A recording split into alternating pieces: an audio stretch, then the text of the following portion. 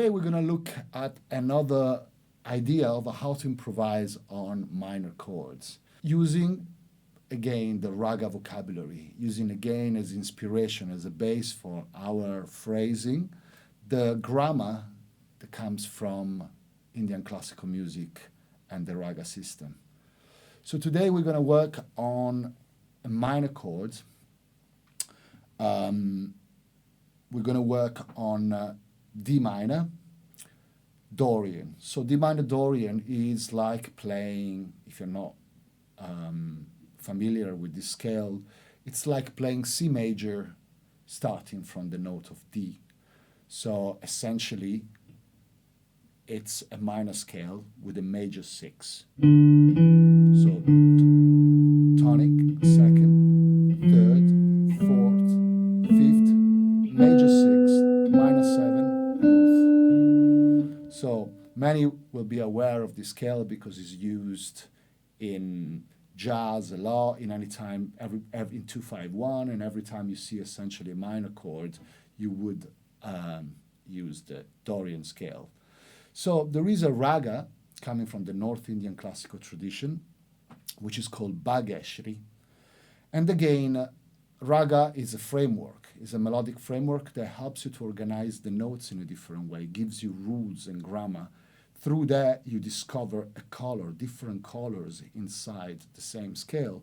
So I can have ragas that have the same notes, but they have different names, and each one can be performed for 45 minutes to an hour and explore differently, because the rules are so strong that they give you already a different approach to the scale. They will organize the notes differently, and therefore they sound different. So this Raag Bhageshri is again based on the Doric scale. And let's look at the notes. So ascending, we will miss out certain notes. So we will have the root, the minor third, the fourth, the major sixth, the minor seventh, and the root. So you miss out the second and the fifth ascending, which makes essentially into a pentatonic scale. Now descending, we have the root, the minor 7, major 6, fourth, third, second, and root. So we got 6 notes descending. So essentially, we are missing out the 5th of the scale. There is a little exception where you can play, this is traditionally in the Indian classical performance of this raga, you can touch the 5th, but through specific phrase.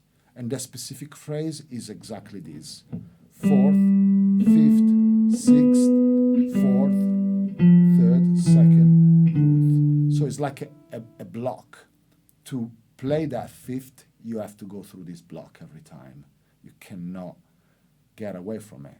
So first of all, I would learn the scale considering it completely without a 5th and without a second ascending, but you play a descending, which will be like this.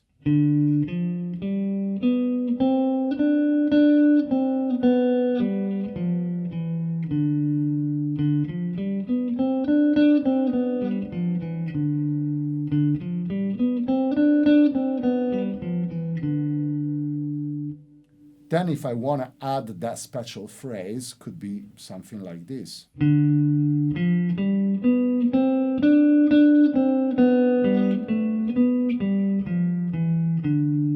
So when we arrive to the 4th descending, we can introduce that special phrase that allow us to play the 5th.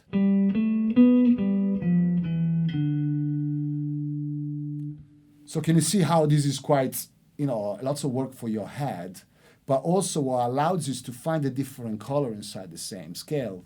As you see in the intro, I was just using this raga, and you can create a lot of color with it. So to start with, I would completely avoid the 5th, because that brings another complication. And just practice the scale ascending and descending over 2 octaves in this way.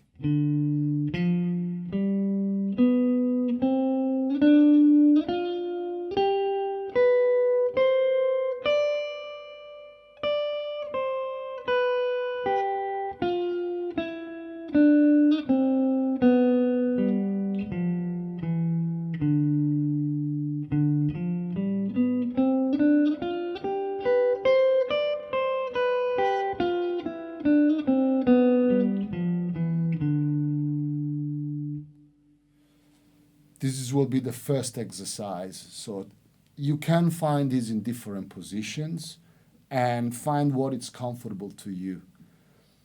I use a lot of diagonal way of playing when I do stuff like this. I try to see an octave here and an octave here, so I can see position repeating quite a lot in this way.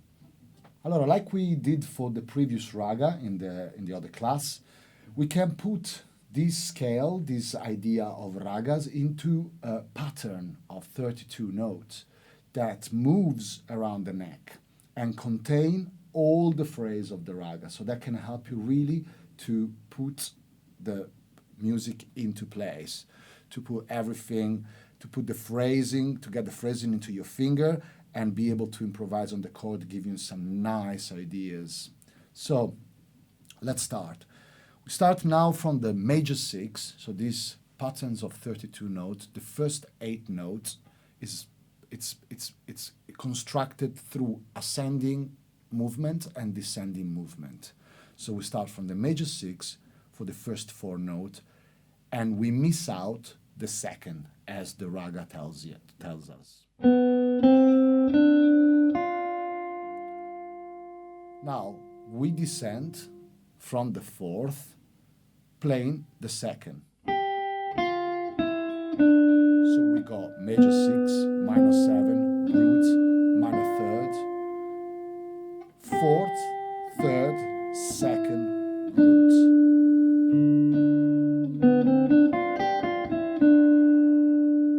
So these are the first 8 notes. Now we move to the next 8, starting from the 7th this time. So we similarly, again, jump the 2nd, and we obtain this kind of pentatonic phrase, starting from the C. On the descending, so we get to the 6th, 7th, 6th, 4th. So the whole pattern would sound like this.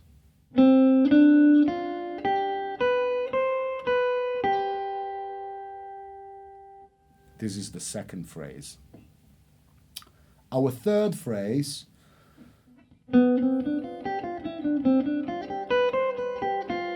start from the 3rd this time, so from the F.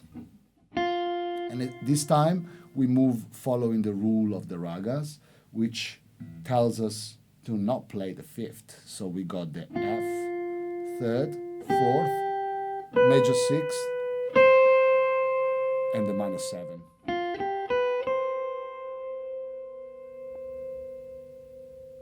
So we are missing out the 5th.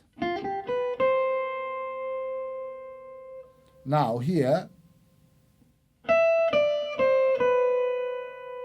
we actually jump to the 2nd to create a little bit of an interesting movement.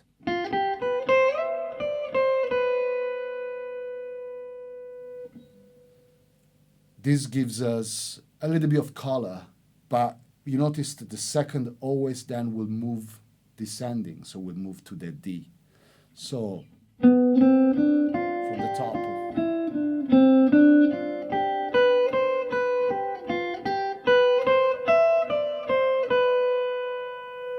That was our last phrase, the 3rd one.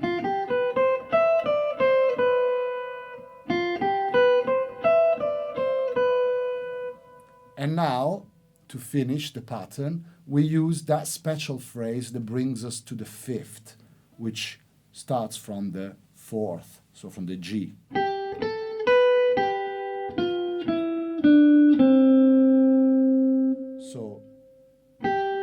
fourth, fifth, sixth, fourth, third, second, root, seven.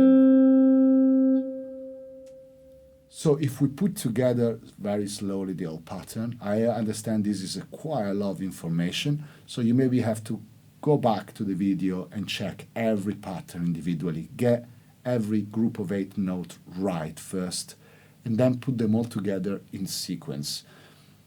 Then you can practice them on a loop.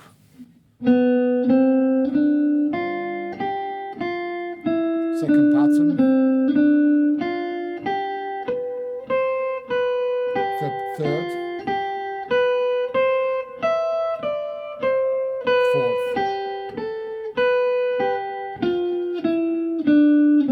Top.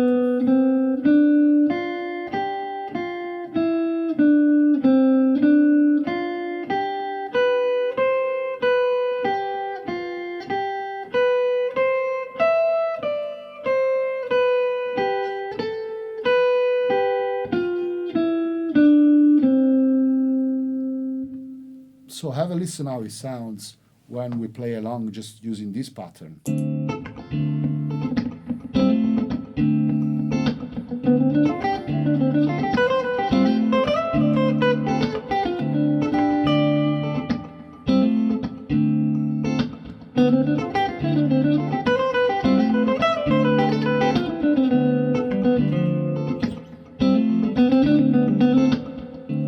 you can maybe break them down.